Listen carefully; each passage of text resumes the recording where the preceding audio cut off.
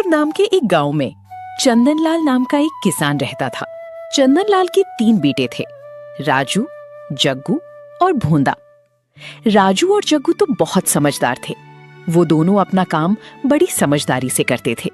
लेकिन वहीं दूसरी तरफ भोंदा को सब में सभी भोंदू बोला करते थे, क्योंकि एक तो उसके पास दिमाग कम था और वो हर काम हमेशा उल्टा ही किया करता था। इसलिए सभी उसका मजाक भी उड़ाया करते थे और उसे मूर्ख भी समझते थे। एक दिन चंदनलाल अपने बेटों को बुलाकर उनसे कहता है, मेरे बच्चों, अब मेरी बात जरा ध्यान से सुनो। मेरे बेटों, तुम लोग अब देख सकते हो कि अब मैं बूढ़ा हो गया हूं। बेटा, अब मैं बहुत कमजोर हो चुका हूं। अब मुझ में पहले जैसे ताकत नहीं बची है। अब मुझसे काम नहीं होता। बेटा भोंदा, तू सच में बहुत बड़ा भोंदा है रे। तू बहुत सीधा है। मुझे समझ नहीं आता तू अपनी जिंदगी में क्या करेगा, कैसे कमाएगा, कैसे खाएगा। ये दुनिया बहुत जालिम है मेरे बेटे। यहां सीधापन ज्यादा देर तक नहीं चलता।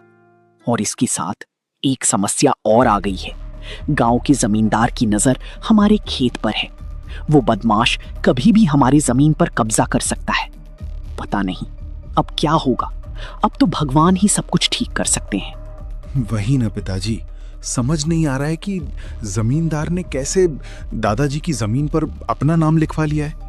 और जब भी उसके पास बात करने को जाओ तो अपने बाकसूर जैसे आदमी खड़ा कर देता है। लेकिन आप बिल्कुल भी चिंता मत करिए, हम वो जमीन वापस लेकर रहेंगे। कोई ना कोई रास्ता जरूर निकल आएगा। और इस नालायक भोंदा का क्या ही करूं पिताजी, ये तो किसी काम का नहीं है। जब इसे कोई काम देता हूं तो सब कुछ उल्टा कर देता है। कोई भी काम ये ठीक से नहीं करता। भोंदा भोंदू कहीं का। वही तो पता नहीं ये भोंदा इतना मूर्ख कैसे हो गया। इसे तो कोई काम समझ ही नहीं आता है।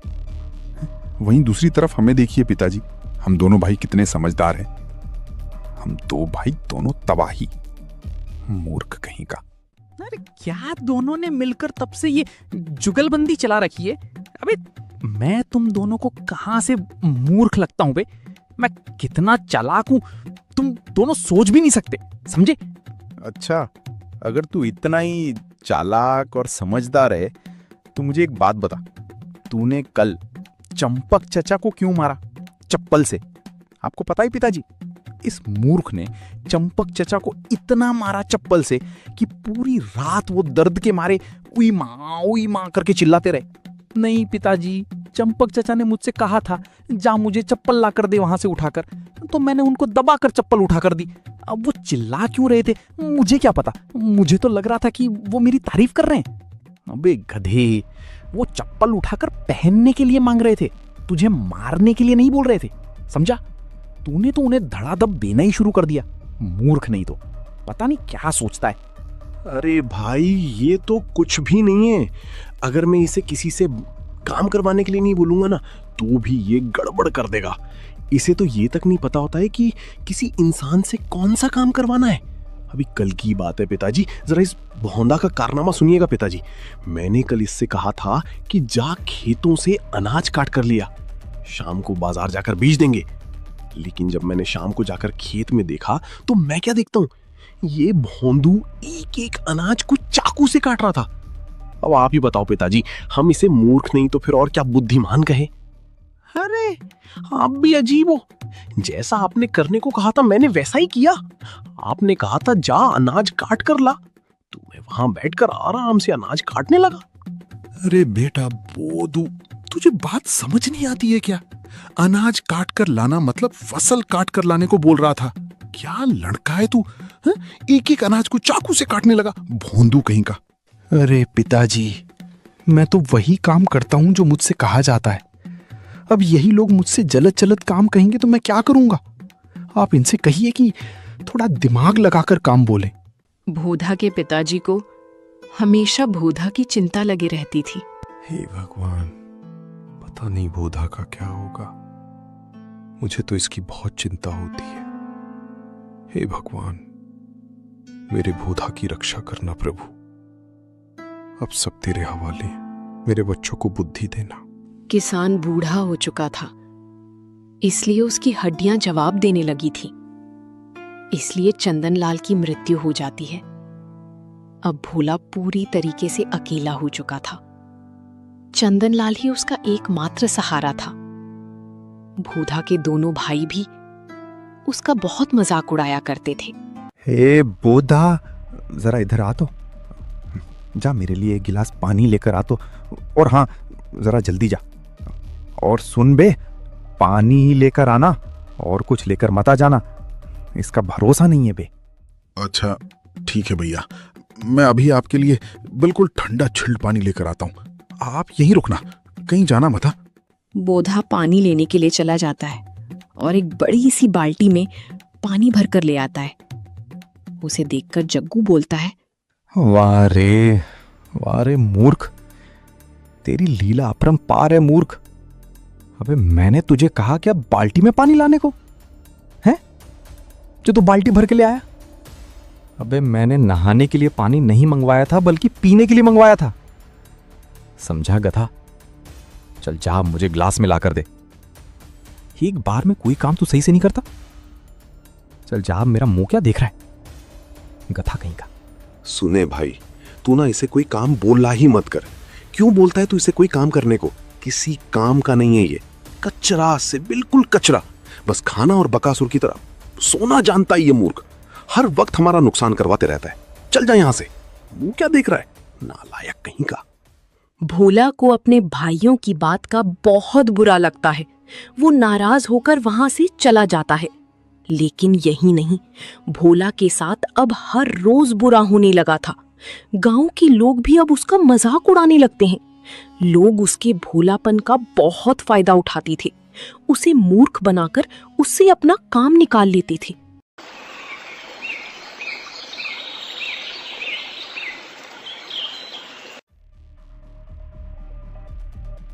अरे भोंदा बेटा, जरा मेरी बात ध्यान से सुन तो। देख बेटा, मेरे कमर में ना आज बहुत दर्द है। मैं बिल्कुल खड़ा नहीं हो पा रहा हूं। तू एक काम कर तो, जरा मेरे लिए खेत जोत देगा तू? तेरी बड़ी मेहरबानी हो जाएगी बेटा। अरे काका, ये क्या बक रहे हो? अगर जोत दूंगा तो आपका कमर कैसे ठीक हो जाएगा? हैं? बताओ तो जरा। अगर कमर ठीक करनी है तो कमर की मरहम पट्टी करवानी होगी ने। लाओ, मैं आपकी कमर दबा देता हूं। लाओ लाओ। अबे ओ भोंदा, कमर में दर्द है, इसीलिए मैं हल नहीं उठा पाऊंगा, समझा तू? इसीलिए मैं तुझसे कह रहा हूं। क्या लड़का है ये? ओ, तो ऐसे कहो ना जीजा। क्या तब से घुमा फिरा कर बात कर रहे हो? एक तो खुद गलत बोलते हैं और फिर मुझे मूर्ख बोलते हैं। बताइए चाचा। हाँ हाँ बेटा, तू ही तो चालाक है यहाँ पर, बाकी हम सभी तो मूर्ख हैं। चल अब जाकर खेत खोद। मेरे कमर की चिंता तू मत कर, आज आराम कर लूंगा तो ठीक हो जाएगा। और वैसे भी अगर मैंने तुझे अपनी कमर दबाने को दी तो तू कहीं कमर की जगह पर गर्दन ना दबा दे। तेरा भरोसा नहीं रे बाबा, तू बहुत खतरनाक आदमी है रे। बूढ़ा मूर्ख जरूर था, लेकिन उसका दिल बहुत साफ था। वो कभी भी घमंड नहीं किया करता था। बूढ़ा बहुत मेहनती था। वो हमेशा लोगों की मदद किया करता था।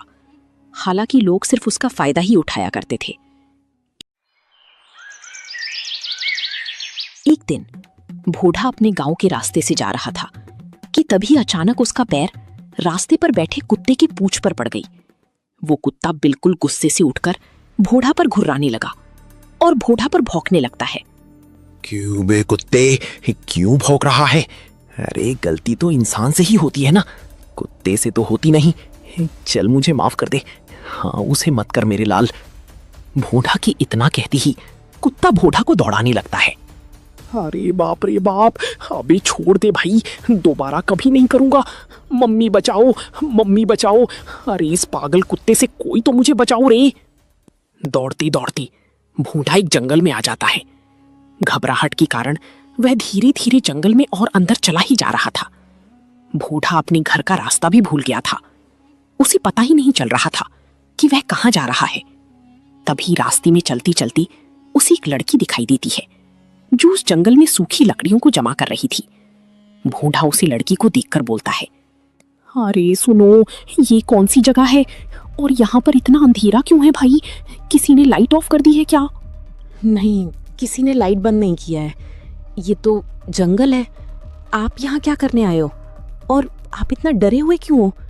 यहाँ तो कोई भी आदमी नहीं आता जाता। मेरे पीछे एक पागल कुत्ता पड़ गया था। उस पागलू कुत्ते से भागते हुए मैं यहाँ पर आ गया। मैं रास्ता भी भटक गया हूँ। मुझे नहीं पता मेरा घर कहाँ है और मैं यहाँ से कैसे निकलूं। उसके बाद बोधा उस लड़की को अपनी सारी बात बताता है। बोधा की बात सुनकर वो लड़की समझ जाती है कि बोधा सच में बहुत बड़ा बोधा है। उसे समझ आ जाता है कि वो इसे अकेला इस जंगल में नहीं छोड़ सकती, वरना ये पूरी तबाही मचा देगा। इसलिए वह बोधा से कहती है, मेरा नाम झुमखुरी है। अच्छा चलो कोई बात नहीं, ऐसे बड़ी बड़ी जंगल में छोटी छोटी बात होती रहती है। तुम एक काम करो, तुम मेरे साथ मेरे घर चलो। मैं लकड़ियों को जमा करके उसी बाजारों में बेचकर अपना गुजारा करती हूँ। मुझे जो कुछ भी मिलेगा हम दोनों मिल बांट कर खा लेंगे, ठीक है? तुम चिंता मत करो, तुम्हें मेरे घर में कोई तकलीफ नहीं होगी, समझी? चलो चलो अब यहाँ से, वैसे भी अब शाम होने वाली है। बोधा बहुत खुश हो जाता है और वह झुमखुरी के साथ वहां से चला जाता है। लकड़ियों को बेचकर झुमखुरी को जो कुछ भी मिलता था वह लड़की बोधा के साथ मिल बांटकर खुशी खुशी खा लेती थी। लेकिन वहीं बोधा की हरकतें सुधरने का नाम नहीं ले रही थी। वो अपनी कारनामों से झुमखुरी को बहुत हंसाया करता था। वहीं दूसरी तरफ राजू और जग्गू बोधा के बारे में बात करती हुई बोलती है, अरे यार, पता नहीं कहाँ चला गया है ये बूढ़ा। मुझे तो समझ ही नहीं आ रहा है क्या करूं मैं इसका। एक तो उस घमंडी जमींदार ने हमारी खेत हड़प ली, ये क्या कम टेंशन था जो बूढ़ा भी गायब हो गया। यार मैं तो तंग आ गया हूं इससे। वही ना, लेकिन तुम चिंता मत कर, सब कुछ ठीक हो जाएगा, भगवान पे भरोसा रख।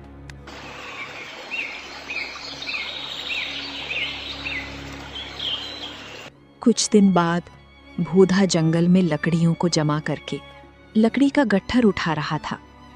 लेकिन लकड़ी का गट्ठर काफी भारी होने के कारण बोधा उसे अच्छे तरीके से उठा नहीं पा रहा था कि तभी उसकी नजर वहीं पास में एक पेड़ के नीचे बैठे साधु पर जाती है। वो साधु उस पेड़ के नीचे बैठकर ध्यान लगा रहा था।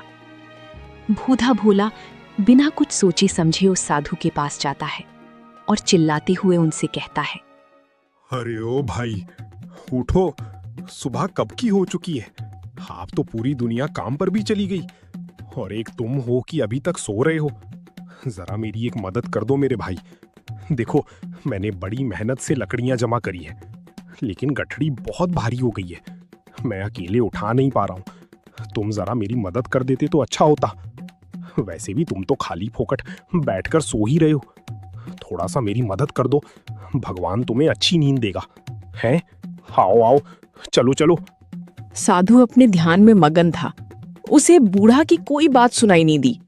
अब बूढ़ा बिल्कुल चिल्लाते हुए उस साधु से बोलता है, अबे क्या ही अजीब आदमी है, इतना भी क्या नींद आ रही है तुझे, है जो तेरे कानों में आवाज ही नहीं जा रही है। तब से चिल्ला रहा हूं कि भाई थोड़ी मदद कर दे, लेकिन मजाल हो जो इसके कानों में आवाज जा रही हो। इतना क्या मजा आ रहा है तुझे सोने में, है? अरे भाई उठा उठा भाई, हो गई सुबह, उठ जा। अब क्या मुर्गी की तरह आवाज भी निकालूं तेरे लिए? उठ जा भाई। अरे कौन मूर्ख है जिसने मेरी सालों की तपस्या को भंग कर दिया? हाँ, क्या रे मूर्ख, तुझे जरा सा भी ज्ञान नहीं है कि अगर कोई साधु तपस्या कर रहा हो तो उसे डिस्टर्ब नहीं किया करते? हाँ, तुझे बहुत घमंड है क्या तेरे बुद्धि पर? हाँ, तू समझता क्या है खुद को?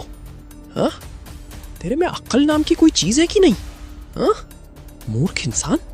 लो भाई, एक तो खुद खर्राटे मारकर सो रहे थे और अब मुझे मूर्ख बोल रहे हैं। आपको पता भी है कि मैं कितने समझदार हूँ। चील की निगाह है मेरी। हाँ, लोगों को तो बस मुझे मूर्ख बोलने का बहाना चाहिए। आए बड़े। अच्छा, मतलब तू खुद को बहुत तेज और चालाक समझता है। तुझे तेरी बुद्धि पर बहुत घमंड है क्या ना? ले जा, मैं तुझे श्राप देता हूं, तेरी बुद्धि पलट जाएगी। तू अभी जितना समझदार है ना, उसका बिल्कुल उल्टा हो जाएगा। तेरे दिमाग पलट जाएगा। तू देख अब तेरे साथ क्या क्या होता है। अब तुझे समझ आएगा कि एक साधु की तपस्या भंग करने का क्या अंजाम होता है, मूर्ख कहीं का। अरे महाराज, ये क्या, आप तो गुस्सा हो गए और श्राप भी दे दिया। कूल डाउन महाराज। अच्छा गुस्सा छोड़िए और एक काम करिए, जरा मेरी इस गठरी को उठाने में मदद कीजिए। आइए जरा हाथ लगाइए। चल हट, मूर्ख कहीं का, हाथ लगाइए वाली। इतना बोलकर वो साधु वहां से बिल्कुल गुस्सा होकर चला जाता है। तभी अचानक से बोधा अपने अंदर एक अजीब सा परिवर्तन महसूस किया, मानो कि उसके अंदर सुपरमैन की शक्ति आ गई हो। उसे कुछ भी समझ में नहीं आ रहा था। वह अपने घर की ओर चलता है। वहां झुमकुरी बैठकर बचे हुए लकड़ियों का हिसाब लगा रही थी। तभी वह बोधा से कहती है, अरे आ गए आप, जंगल से सारी लकड़ियां लेकर आए हैं ना। फिर झुमकुरी लकड़ियों के पैसों का हिसाब लगाने में लग जाती है। ओहो, 100 रुपए होने चाहिए, ये तो सिर्फ 50 रुपए ही है। बाकी के पैसों का हिसाब क्यों नहीं मिल रहा? नहीं झुमकुरी, तुम बिल्कुल गलत हिसाब लगा रही हो। कल जो तुम लकड़ियों का बंडल लेकर आई थी, उसे तुमने बेचा ही नहीं था। वो तो अभी भी झोपड़ी के पीछे ही पड़ा हुआ है। और जो कल तुमने गठड़ी आधे दामों में बेचा था, क्योंकि वो गीली हो गई थी, इसीलिए अभी तुम्हारे पास 100 रुपए के बजाय 50 रुपए ही हैं। अरे हाँ, आपने बिल्कुल सही कहा, मैं तो भूल ही गई थी। झुमकुरी भोधा की होशियारी देखकर चौंक जाती है। अरे वाह, क्या बात है भोधा, आपने तो बिल्कुल सही हिसाब लगाया है। लेकिन एक बात समझ नहीं आ रहा है, अचानक से आप इतने समझदार कैसे हो गए? आप में इतनी अकल कैसी आ गई है? फिर भोधा ने झुमकुरी को वो सारी बात बता दी जो घटना साधु महाराज के साथ उसकी हुई थी। एक्चुअली में साधु महाराज का श्राप भोधा भूंदू के लिए किसी वरदान से कम नहीं था। वो अब बहुत समझदार हो चुका था। उसकी निगाह अब चील से भी ज्यादा तेज हो चुकी थी। झुमकुरी ये बात सुनकर बहुत खुश हो जाती है। वो अपनी दिल की बात भोधा से कहती है, जरा सुनिए, अगर आप बुरा ना मानो तो मैं आपको एक बात बोलना चाहती हूँ। हाँ झुमकुरी, बोलो ना, मैं तुम्हारी बात का बुरा क्यों मानूंगा? मैं जल्दी किसी की बात का बुरा नहीं मानता। मैं ये कह रही थी कि आप ना मुझे बहुत अच्छे लगते हो, और हम तो अब एक दूसरे को बहुत अच्छे तरीके से जानते भी हैं। क्यों ना हम दोनों शादी कर ले? मैं आपसे शादी करना चाहती हूँ। अरे झुमकुरी, क्या तुम सच कह रही हो? मैं तुम्हें सच में अच्छा लगता हूँ? मुझे तो यकीन ही नहीं हो रहा है। अगर ऐसी बात है तो मुझे मंजूर है। इसके बाद भोधा और झुमकुरी दोनों पास ही में एक मंदिर में जाकर खुशी खुशी शादी कर लेते हैं। एक दिन, जरा सुनो झुमकुरी, मुझे ना अपने गांव जाने का मन हो रहा है। मुझे अपने भाइयों की बहुत याद आ रही है। ठीक है, आप चले जाइए। जाऊंगा, लेकिन मैं अकेले नहीं जाऊंगा। तुम भी मेरे साथ मेरे गांव चलोगी। मैंने तुमसे शादी करी है, तुम मेरी धर्मपत्नी हो। तुम्हें छोड़कर मैं कैसे जा सकता हूं?